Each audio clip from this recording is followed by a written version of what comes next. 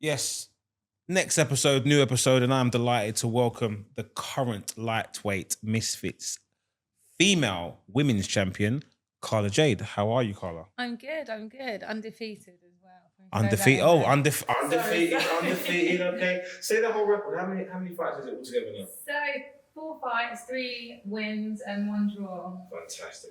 So we're gonna go straight in on the boxing like first. Yeah. We talk about that. So the thing I want to get on straight away, which I'm thinking you'd be happy to talk about, is why do you think you get so much hate? When? Where? No, I'm joking. Why do I get a little teeny weeny bit of hate? I would imagine it's my cocky demeanour. Sometimes I say things in the build-up and stuff. So I mean, the build-up's cool. I think people should expect that in that. But I think when it gets to the fight, you've done your fight, you've won it, you've done everything you're supposed to do. Yeah. And that echoing, like, sort of hate is still there. It's a bit odd, a bit strange, you know? No, do you know what? I sort of take it, and it is a bit warranted, I'd say, because I do give it stacks, and I do, gob off and whatnot. So, and especially compared to the other girls, I do get it. And it's like, because even my last opponent, when we was doing the face-to-face, the sit-down thing, she's like, she couldn't sort of comprehend it. And she's like, why are you being so nasty? She's like, you don't have to be like that. You don't have to be like Mike Tyson. And I was like, oh, I'd quite like to be Mike Tyson, actually. It's quite cool. But yeah, I think it's just that. I think like the confidence, the bravado, the whatnot. I don't think people like it. Not taken to it as well. Do you know, it's only when people are like, they're going to lose, or like confident, like successful people don't tend to mind it. And I'm not being horrible. It's usually that a certain type of people that can't take it. And even like with this last fight, Darren, who I fought, after we had our little chat, we spoke quite a bit on socials and stuff. Yeah. And she was like, oh, I sort of get it. You're not that nasty, It is sort of, I do hype it up for fight week and stuff like that. Of course, but no one moans when guys do it. This is what I'm trying to get at. Oh, do you know what? I always say that. I'm like, no one cares when the guys do it. And I was going to say, it is that. It's like, I'm a girl. I should be, blah, blah. But it's like boxing's a male-dominated sport. So I think people are used to males doing that. Yeah. And then when the girls do it, especially because we're not in it, they don't get it. And they're like, oh, no, that's... that's not it. Breaking code or something they like that. Don't like, because it's even like Clarissa Shields. They hate it when she does it. No one likes it. Yeah, it's true. It's very true. Yeah, it's very true. But she's the, she's the quote, and she wins. So shut up. Nobody cares. Yeah, like, it's true. If anyone, beats me, or I'm sure someone is going to humble me one day. Yeah. And then does it bother you? Does it bother you? No, not at all. Honestly, I'm here for it. Like, no, cool. No, it's just a question, because I think sometimes, I think when you go from, doing what you've been doing and then you're sort of thrust into that limelight. Yeah. The good's always good, obviously. Yeah. But the bad sometimes, people sometimes struggle to shift it or struggle to sort of block out that noise. It can be a bit hard sometimes, but it depends how you're built. It's usually mainly from like the opponent, where the negativity, and they're like small pool of people. And even this fight, it was only, it's funny because it was only my opponent, and then the small pool of people were like the people who I'd beat. So it's like the people in the comments, it was like literally people so I expect them to, they sort of like all team up together. Yeah. And we'll like give it their little things. But to be honest, I don't think anyone else, a few people, like I see it and they're like, oh, why did she have to be like that? Or, do you read the comments? She's so then? cocky. Yeah, but to be fair, maybe I'm just like deluded. I don't see it that much, and it's usually like on the fight week when I say stuff. But I think then if I lost, or like I couldn't back up what I was saying, then I think I'd get a lot more. Then it seems to sort of like simmer away, and it's like, oh, fairs. And then it will turn into, oh, send her someone better now. You need to get someone to beat her, or give her someone good now. And then I'm like, well, bring someone then. Who's next for you then? Who's next? Who's on the cards? Maybe I have a fight lined up. Maybe I don't. Oh, is that what you're doing? Okay. So are you going to Dubai in the next couple of months? I don't know. Is there a Dubai card?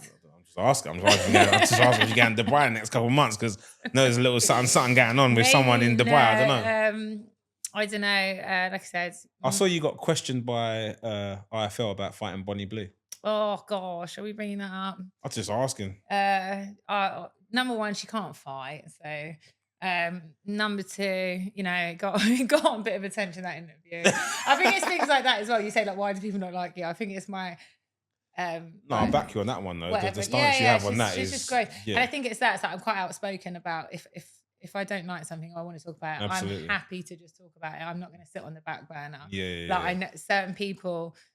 And even the girls that I fought and people that have been like, oh, I'm really nice and stuff, like Nikki, for example, who I fought, they're not nice. Like they know and they think, oh, this is what I've got to say on camera because it's going to come across well. So people won't say nasty stuff about me. But with me, I'm not bothered about if someone likes my opinion or not. That's not really my goal. Like I don't care about that. I want to win fights. I want to, you know, keep my family happy and fed. And do you have a stance on the shows you're on and the people that are on the shows? In Misfits Defense, I think they're doing a good job at the minute of trying to put the better talent through. And I think it looks to me like they're trying to separate from that type of thing. No, I mean in the sense of, do you have any views on if they were to put someone on the card that you just had a really strong opinion about, would you separate that opinion? Would you still speak about it? No, I'd speak about it loud and clear. I.e. Andrew Tate is supposed to be headlining the Misfit show. He's down as a sort of a monogamist, chauvinistic. What do you think? Do you think that? I'm asking you. I don't know. I quite like Andrew. I think he's got some great opinions. Okay. I think Andrew's one way. It's the same as me. Is like when you say things that isn't the sit on the fence, the norm type stuff. But what does he really say that people are like, oh, it's misogynistic, and it's not. It's sort of like, and you know, it might be a stereotype to me because it's like girls should be girls, boys should be boys, and here's me gobbing off in a dress. Okay. But I agree. You know. There are some things that, you know, women should do. There's some things that men should do. So you believe that? I do, but at the same time, like I said, I box. So really, I should be at home cooking dinner and whatnot. So some people break the mold. And I'm one. Okay. So you're breaking the mold, but then when does Carla go back into that mold then? So what would you say? Forget boxing for a minute. Yeah. Take that to the side. What is your roles as a woman? Do you think? I think. Not limited to, obviously, but what do you think your roles to? But then when I say, so I've already got my family, so I've got my kids. I can do it all, so I'm sort of like. Oh, you're absolutely killing the whole. You're literally killing the whole. So you say you do both then? Yeah, I think if you can do both, fab.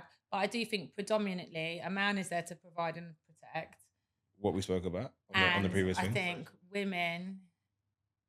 Our job is to multiply and to look after the home. And nurture. Yeah, and nurture. I don't believe in the whole like, I think women can be independent women, but I don't think it should be, I don't need no man. I think that's silly because we do need men. Of course we do.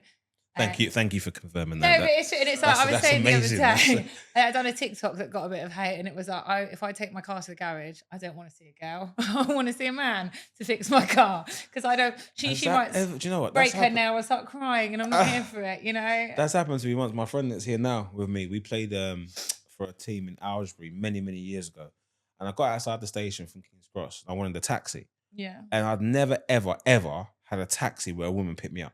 Yeah. And I was like, and I don't think weird. like ban all women mechanics, and I don't think ban all women taxi drivers, but I'm just like, there's exceptions in life to absolutely everything. So yeah, there might be a few exceptions. That's fine. But predominantly, if I drop my kids off to daycare or childminders, I don't want it to be a man really. I just I'd prefer it not to. I'm not saying that men don't have a role in being a father, but I feel like it's a sort of yin and yang and a 50-50. That's why it takes a man and a woman to have a baby. And that's why we need both, because men can teach and possess certain things and women do the other thing. But I think like, so long as I'm happy as a woman to know that I need to be able to cook, I need to be able to know how to clean. If I then want to box and be independent and earn my own money and stuff like that, that's fine, but just know the cause of what I should be doing. Mhm. It's like men, like when girls say men shouldn't cry, I don't want my man to cry, to be honest. I don't want to be like, oh, he's a blubbering mess. At the same time, if he cries about something once because it's, like his mum might be poorly or whatever, that's great. That's fine. He can do that so long as he can also punch someone up if he needs to, or like protect me or whatnot. I'm gonna it's give like you. there's times and places for certain things. Okay. I'm gonna open up on that crying thing because I feel bad now. you should feel bad because this is what we've been speaking about today as a collective. We're doing a lot of different filming today. No, we've been crying. But it's the space. We're talking about when a woman like yourself can give a man the space to be vulnerable, and that's what's missing. No, I think that's important. Like I said, there's a time and a place that I don't think it's healthy for anyone to be like, I don't cry. I'm not like that. I don't think it's healthy for a woman to be so sort of vulnerable. I can't do anything for myself. I don't think either of them things are healthy. So I think there is a time and space for, everything like that. And I do think that's important 100% because I think otherwise men do get sort of put in this box of you can't cry. Obviously I said what I said, but in jest, you can't cry, bottle it all up, have a really bad day, and then it all comes on top. I don't think that's healthy at all. I mean, I can't remember the exact content of a video that I saw, but it was along the lines of a woman who sort of found her love for music in her 40s and wanted to sort of pursue that she'd given up to raise a family and the house and everything else. And I think the comment from the man was, it's not my fault you found your thing too late. You could have spoken to me about this 20 years ago. And her direct response was, in between which one of your anxiety attacks? Oh, that's not nice. No, but I'm just, so you've got a guy who's been vulnerable to somebody. Yeah. But then that's used against him. Yeah. I mean, what are your thoughts on that? Yeah, no, I think, like, especially from a woman, like if that's your woman, it's her job to make you feel happy and secure and loved and whatnot. So I don't think that should come from anyone, least of all your woman. I don't think that's very nice. At the same time, is that man doing everything he needs to do as a man? And if he is, and he wanted to have an anxiety attack sometimes, then that's on. I do understand it because it's like you need a strong man that's I don't want to be like, right, I've got a problem. Shall I tell my man, or is it going to make him feel really? Is he going to have a wobble or whatnot? So in 2025, do you think we have strong men now or not? I think there's less of them. And that's why I have to sort of agree with Andrew Tate and the things he says, because we have become a very soft, pansy man society, which I don't think is good. And on the other side as well, I think girls are very much now, I don't need a man. I can do this on my own. Well, you've been boxing for how many years? 3 now, I think 3 years. And would you say you've subconsciously taken on some masculine type roles or the way you are? Like, yeah, I would say like traits and stuff. Yeah. Yeah. I think it's hard because it is really funny. It's like, because I am an athlete and boxing isn't girly. So when I am in the gym, it's very masculine. And I almost I used to hate it and get the ick and be like, oh no, like, oh, I look like a boy. So it is, yeah, I would agree. But I think I've always been quite a strong, outspoken, that type of person. My dad was very much like that, and I was raised with my mum and dad, but I say I was like a daddy's girl. So I think I possess more of his traits than I do my mum. And my dad's like a Caribbean, quite overwhelming sort of, if you know what I mean. So I'm going to naturally fully understand that one. Yeah. Whereas my mum's quite quiet and timid, and I have both sides of them. What Caribbean island she does from? Jamaica. His cool. family was. So yeah, you can imagine. Yeah. But at the same time, my dad was very much like, you're a woman, you're a girl, act like a girl. Girls are girls and boys are boys. And if I'm sure if my dad sometimes saw some of the ways I was like, he didn't like that, in the presses. If I'm like, he would be like, whoa, you're a girl. Girls aren't supposed to do that. That's not what we're doing here. Absolutely. And I'd have to reason with him and go, but we're in the 2025. It's not like anymore now. Shut up. They don't want to be educated to be, but they're like, listen, where we come from, this is exactly what it was. And it didn't do us no harm. Okay. Yeah. So you're very big on Misfits now. Yeah. One of the sort of stellar performers.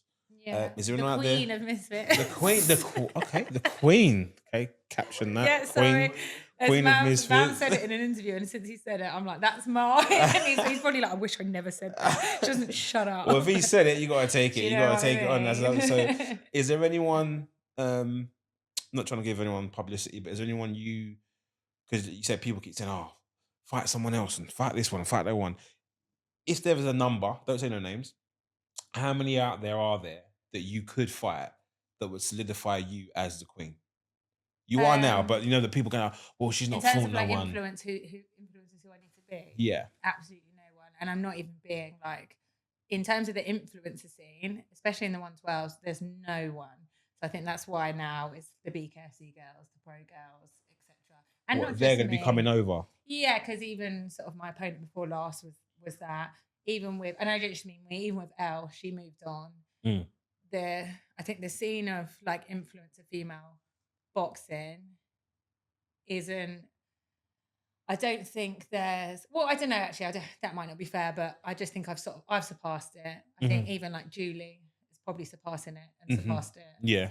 I think it gets to a state, if you really care about it and you're really, into it. Yeah, I think the scene isn't, it's hard for someone to be an influencer and that type of girl and to be really, I'm sure you see with the girls that come through your doors, they care about boxing, they're about boxing. Yeah. It's not like, oh, and I do it sometimes and then I'm magically just really good at it and whatnot. Yeah. A lot of the girls in the scene, they don't care about it. It's not, they just want to sort of have the clout and the money and stuff, which is fair enough, like that's their thing, but it's not easy to beat girls like that. So how does someone with limited experience really in that regard, how do you tackle a bare knuckle girl or someone coming over into your world? Like, is that the level you got to now jump to? And how do you feel about that? Yeah, and I think just having sort of like the passion and I take anything I do really seriously. So no one's ever gonna succeed in this world or the real boxing world. I don't mean to be rude by real boxing, but when influencer boxers, if they're not 100% for it, boxing isn't a game. If you want to actually be good at it, you need to wake up every day. It's boxing every day. Your diet's boxing, your circle's boxing, you're watching boxing, you're talking about boxing. And I think that's the only way. And to be in a decent gym, be around decent people. I think a lot of the influencer girls, they'll be in these gyms and no one wants to tell them they're not very good. They want their 10%. They're going to feed them up. They're not going to spar properly. They're not going to do anything properly. They get to fight night and it's like, oh, I hate this. And I've spoken to so many girls like it, and they'll do their one fight and they'll go. Yeah, because they don't. I mean, I've got one memory of it. I mean, when I don't know which one it was. It was I think KSI was fighting someone many years ago in Manchester. It was the first big one. And there was a guy, I won't say his name, but he came to me and wanted me to train him. So I trained him for 2 weeks. But anyway, this guy had never put on a pair of gloves before. Right, when he came to me, it's his first set of gloves. He ever last gloves from Sports Direct, just to let you know where he's at. No, that's what I'm saying. So I was like, listen, you've got 4 weeks. You need to be fit, and you need to learn 2 things. Yeah, that's what, because you haven't got time. 4 weeks is crazy. So mad, isn't it? Right? And in his defense, when I started boxing, immediately I was like, I'm so good, and I need to take a fight now. My coach was like, can you stop? So I don't. Unless you're really stuck in, I don't think we realise until a certain point, oh yeah, this is real. Yeah.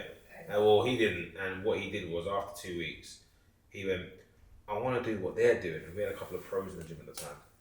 And they were doing, there was a stick game, where you're moving your head and sticking. And I was like, buddy, I'll be real with you. That's not going to help you in it. You need to be able to be fit. We're going to do this bag work. We're going to do this strength condition, the conditioning work. And you're going to have a game plan. He didn't like what I said. And he wanted to go with someone else. He got knocked out in the first round when he went to Manchester. But my point being is that, I'm trying to think who it was, because I was there. He's got nothing to do with me. He was an Olympic. I don't know if he was an Olympic, but he was a runner. He ran for England, and that was his comparison. That he's ran in front of 90,000 people, and he can deal with a boxing fight. Cool. He got knocked out in the first round. And all I said was, I don't wish bad on no one, but it's like he didn't want to listen. He literally thought. So going back to your point, it takes things like that. And I went in the gym. I was like a gym girl. So when I got to the boxing gym, I can squat, I can do this. I'm going to be wicked. And you don't understand. I was like, I'm wicked. My cardio is great. I used to run at school. I was so good. And it's like, you think that it's good. And then you spar and you're like, well, this is really freaking hard. Yeah, it's very different, it's isn't it? Yeah. Yeah, so. When did you get the love for boxing? Like, when did because you were ring girling before you started boxing, right? Yeah. And like I said, I've had 3 people. You're the 3rd person on here we've had female that has done ring girling and then into boxing. What was it that gave you that? I think mine was probably the other way around. Like, I done the ring girling because I liked the boxing. It wasn't like I done the ring girling and then was like, oh, I like boxing. I just wanted to be around the boxing. And I done pads. So I called it girly pads, like the box fit pads. Yeah. I was doing that and I liked it. I liked being around it. I wasn't watching boxing or anything like that. I just had some sort of like, oh, I really like boxing. I set up I had an agency. So we done like all types of stuff, like event staff, grid girding, etc. Ring girding was part of it. And then it was a long time, to be honest. It was only when Misfits came about because I couldn't be a pro. I'm like 36. I didn't have the techers or the skill or anything. There was no money in it. I've got a family, so I can't dedicate my whole life to it. And then Misfits came about. Let me just stop you there really quickly. It's something really, really important there, which is life thing, really. Yeah. You just said, I've got a family. I'm 36. I can't dedicate my life to it. When do you think, in general, one should stop what they're doing and think about the situation they're in and actually, I wouldn't say do something seriously, because the people go, don't kill someone's dream, and just say your dream was to be a professional fighter or an amateur fighter. Yeah. Would you, in that moment, be like, well, I've got 2, is it 2 kids you said? 4. 4. 4 kids, I can't really do that. But when do you actually go, okay, grown up hat on, I'm not going to do that and like sacrifice my family? Yeah, I think it's probably, if Misfits didn't come about, I wouldn't have sacrificed my family. So I always was thinking like, I want to box. I love it. It's great. It's so much fun. But I never would think, oh, I'm going to do this professional. I'm going to do it every day of the week and take up a load of time, because the money wasn't there. So I'm never going to put my kids on hold or like take time out for what they're doing, unless it's to do something that's going to better them. So that would be that was it. It wasn't sort of me, oh, I'm going to keep trying and keep trying and keep trying. If Misfits never came about, I wouldn't have probably turned it into. That's why I'm like so grateful for Misfits and to Mams, because I wouldn't have turned it into what it is, and I wouldn't have ever started sparring, and I wouldn't have ever done any of that unless there was some money, and not in a like materialistic way, but like money's money though. Money's money, and I have to provide for my kids. That's what I've got to do, and I have to look after my mum, and that's what the goal is. And I don't think, if I didn't have a family, maybe it's a bit different, but I don't think it's sensible to go and do some pipe dream for nothing. If I didn't have a family, cool, do what you want to do, and do it. And I don't think there's like an age limit on it, but I think from when you're saying like, when should you give it up, if you're trying and it's not working, and you've tried different things, you've done it, you have to be like, I've got to give it up. I don't think we should just be like, it's my dream, try forever until, because then there could be other things that you could be doing. Or do you really believe that though? So the people like the original person who Will Smith played in Pursuit of Happiness, he was literally, you've seen Pursuit of Happiness? Yeah. He was literally on his ass. He was literally, she's looking at him like, we can't even afford food, and you're fucking around with this gadget that's supposed to turn us into whatever. And he kept going and kept going and kept going. How many dreams are not fulfilled on your idea of take it realistic, and how many lives are lost with staying in it for too long? I think when it's like, oh, it never happens, I just kept doing it, that's because the person was doing the same thing, something wasn't changing. I don't think things just magically happen. I think Will Smith or whoever in whatever circumstance, something changed, they've done something different, something's happened to them, something's come along or whatnot. I don't think ever just doing exactly the same thing and just with a blind hope, this is going to work out. That's never, it gets to a certain time where it's not, because you're not doing something right. Something is not happening here. Otherwise, it would have worked out by now. Like, I think that is where it's like this silly. I think if you keep assessing it and be like, maybe I need to work harder, maybe I need to put myself in this circle, maybe it's because I'm doing this and that's not good for me, and the universe isn't looking after me because I'm doing something bad or whatnot. Yeah. If so long as you're actively keep changing it up and doing that, one day it will pay off for everyone. If you put enough hard work and determination and you do everything with like love and good faith, whatever you want to do will work out for you. So I think you just have to sort of look within yourself and be like, right, what am I doing that isn't doing it? Or it just comes on its own and it's sort of like I stumbled upon Misfits. I didn't. Yeah. It wasn't like I've got a dream. I want to be a boxer. I'm going to go and do it. It was only until I started boxing when I loved it, and I realized, oh yeah, I want to do this now. But yeah, I think. Did you have to think much about it when the opportunity was given to you? No, it was crazy because it was like I started doing the boxing, and then I was like in my head, oh, I really want to do this like properly and full time. And it's like, I know it's really annoying and corny, but like I just manifested it all. Like if I want something, I'll have it. And I was like, what can I do? I wish there was like a Misfits. I wish there was something. Obviously, I didn't call it Misfits. I wish there was some way I could do this and earn money and blah blah. Same with like the agency and stuff. I was like, I wish there was a way I could be around the boxing or be around events and do stuff, earn money, so I'm not taking time away from stuff that I need to, and it work out. Oh, then I built the agency and that grew and that was great. Same with Misfits, and I was just like, I think I put in my story, and I had nothing going on. And I put in my story, I'm going to box soon. Just like I was like, I'm going to put it in the universe. And then I think Mams messaged me and was like, well, it better be on our show.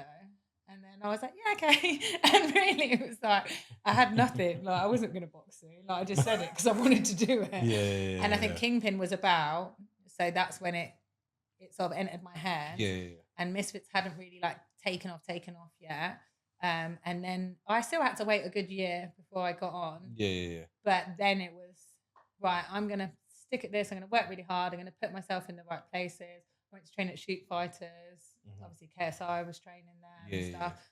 Let me put myself in all the right places, do all the right things that I need to do, put my all into it, and it will work out. And then it just worked out. Fantastic. Okay. So what do your kids think about you boxing? And they love it, to be fair. I don't think they realised, at first they were just like, oh, it's just another thing that mum's doing. She's going to do, because I'm not your like conventional mum anyway. So It's not like they were like, oh, this is crazy. They were like, oh, it's another weird thing that mum's doing, So my little girl's 9. And then my older ones are quite big. So for each of them, it's sort of like a different sort of feeling or thing. But did they go to it? Did they come? No, they've still not yet to be a part. My last fight was the only one where they was like, oh, we'd actually quite like to come. And I think it's now just because like now I'm cool enough, like I don't think they've got some crazy interest in it. But when I got the belt and when they see things online and their friends are like, oh, is that your mum? Or like, they're like, oh yeah, she's pretty cool actually. I think that's like they're watching this, they're watching this like, we do not think that. Sure, you're a weirdo. So now they want to, and I think any of them taking an interest in it, as in to actually take up the boxing? When they were younger, well, I say younger, probably like 2-3 years ago. That's how I started boxing. We done kickboxing, so we all done it together. My 2 middle one's done it, and then I'd go along to like the family session. We'd all do it together. Yeah. It got to an age where it's like it wasn't cool anymore. It happens so fast, doesn't it? Yeah. We've got other stuff to do. Like, I want to hang out with my friends, so they stopped doing that. And my son pursued it for a little while, and he got to the point where it was like time for sparring and stuff, and he was like, he's just not that way inclined, and he's like, I'm not hitting anyone. I don't want to do this. I don't want to do it anymore. And we're just out. And now they're just old enough where it's sort of like they don't want to do it. But my little girl, I just got her first pair of gloves the other day. Okay. Shout out Bavose, thank you. They sent her a pair of They sent her a pair of gloves. She's having a little tracksuit made up, like to match mine. She's so cute. She's been to the gym a couple of times. She thinks she's really good. She's only 9. She thinks she's so good.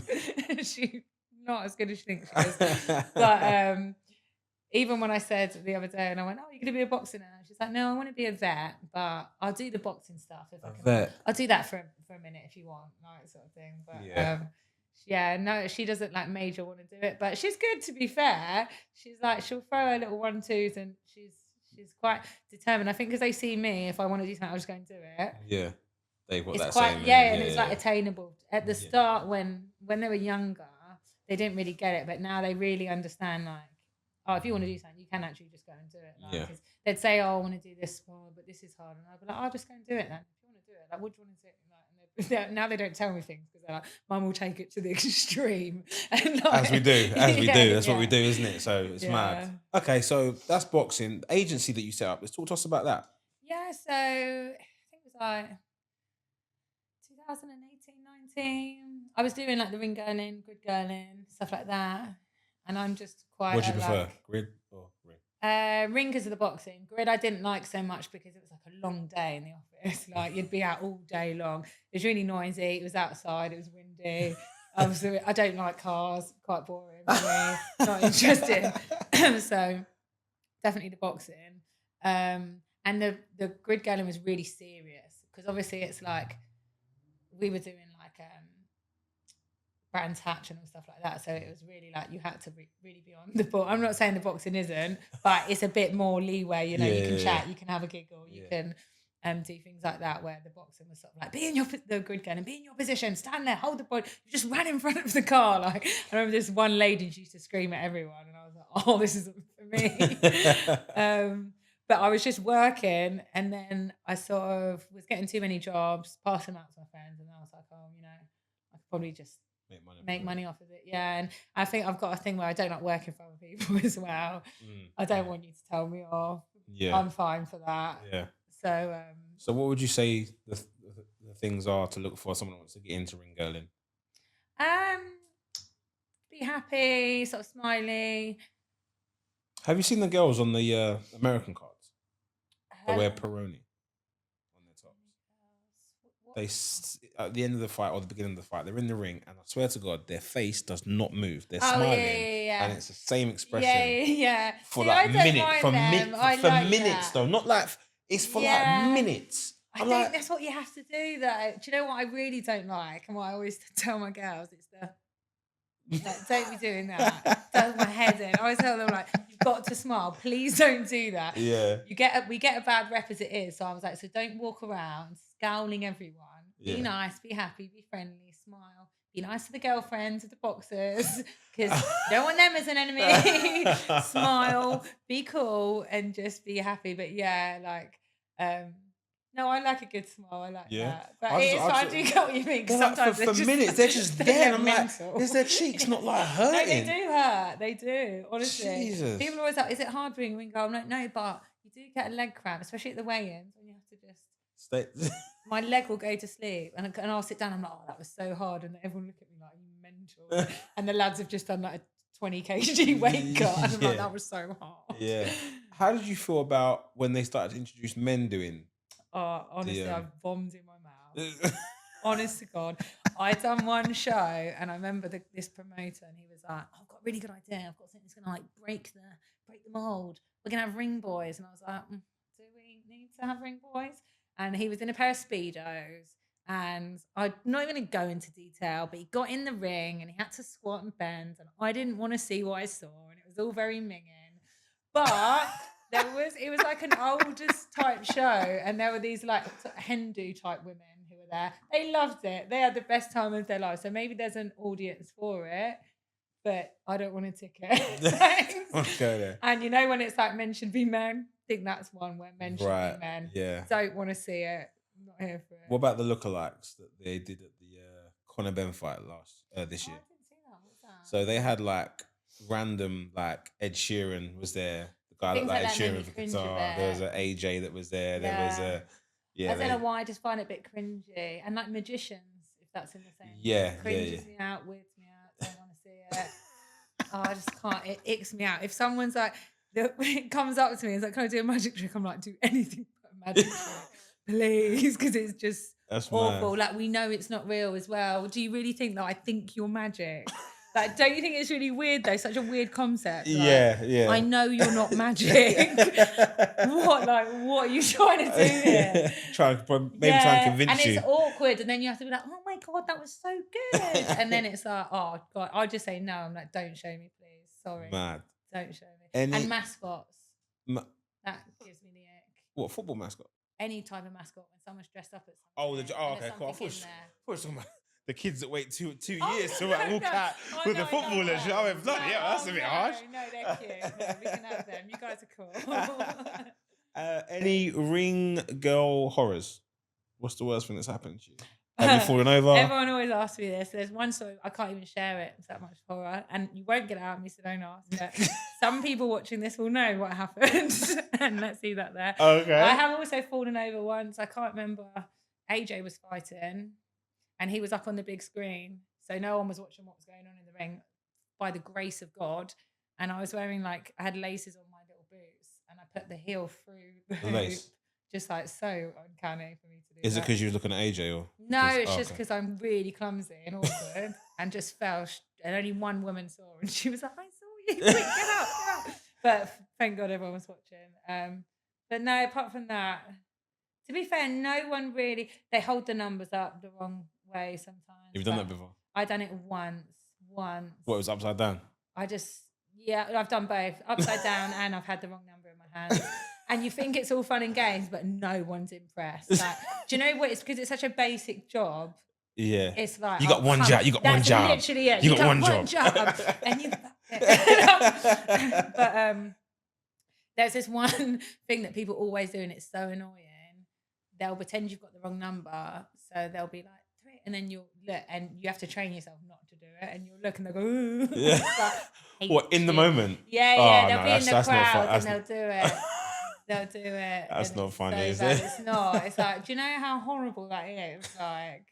But yeah. Okay, so you've obviously you got the agency, you got the Misfits, the ring girl. Do you still ring girl yourself then? I'm guessing. No, I gave it up. Okay, so you just got the agency now. Yeah, I do the interviews and.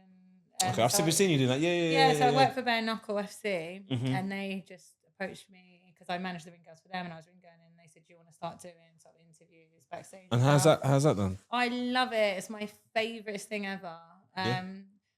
And to be honest, like I said, I'm 36 years old. Does everyone want to see me clambering around the ring anymore? Don't know if they do. I'll be crawling around it. I think it's ring girling was fun and I loved it, but it was more of just a stepping stone, and it's got me so many amazing things. Yeah. But I think there's a younger crowd now that can do it for me. I don't want to be like the Madonna, I think give it up, babe. We can't ring girl forever. It's and I loved my girlies and the ones that do it. Fantastic. I much prefer the other stuff now, so I'm gonna just keep climbing. Keep going forward. Yeah. So 2025 is almost over. Yeah. Highlight for this year for you? Highlight for this year. I just the whole year, to be honest. I'm really grateful. I'm having so much fun. I feel so blessed, so grateful. Everything's just been amazing. I don't know if there is a highlight. It might still the year's not out. We might do something amazing for the end of the year. Who knows? But no, I'm just great. Maybe was it this year I started the presenting and stuff? Maybe that then doing that and transitioning into that. That's cool. But yeah, just. And what is in store for Carla Jade for 2026? Dude, everything. That second bout, the 125 bout, definitely mine. How did you find making weight? Is it okay? Oh is it gosh, struggle? in this division, it's mental. So I walk around right now I'm 145 and I fight 112. So it's it's crazy. I don't think people understand. Hold on a second. Hold on. Yeah, so the weight I am a bit heavier now. Usually I stay at about 140. Okay. But you fight at 112? 112, 115. Wow. Usually puts it up a little bit. How do you and is that you making weight, is that directed to your diet or are you on that road running? What increases over that period for you? So to be honest, like right now, I overindulge. So like I just like food.